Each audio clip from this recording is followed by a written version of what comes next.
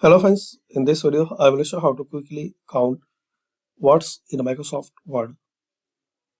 So open Microsoft Word document.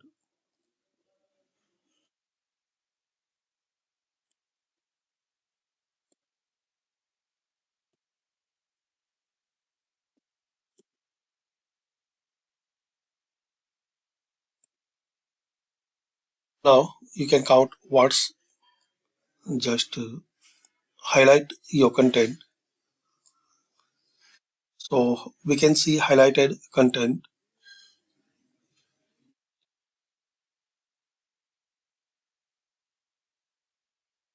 Now right click this status bar and make sure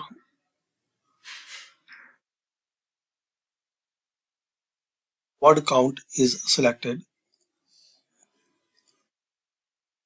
So we can see now here all information 20 column 3678 words. If you're not available in your Microsoft program, right click this status bar and check this box word count. Also guys, you can get more information here like vertical page position, character count with space, language label,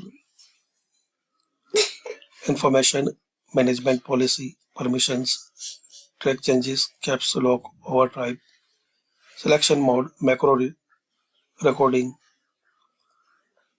accessibility checker, upload status, document update available, focus view shortcut. So you can get these all options here, and once you select any paragraph, so you will get selected paragraph word numbers. So we can see total we have this number of characters and 240 is selected. Also 47 words are selected out of 3678. There is a shortcut Control Shift G. So this is the shortcut, and here you will get more statistics like 10 pages, words, characters, characters with space, paragraph, and lines. Also, you can check this box to include text box, footnotes, and endnotes, or you can not include so unselected. In Mac system, you can press Command Shift G.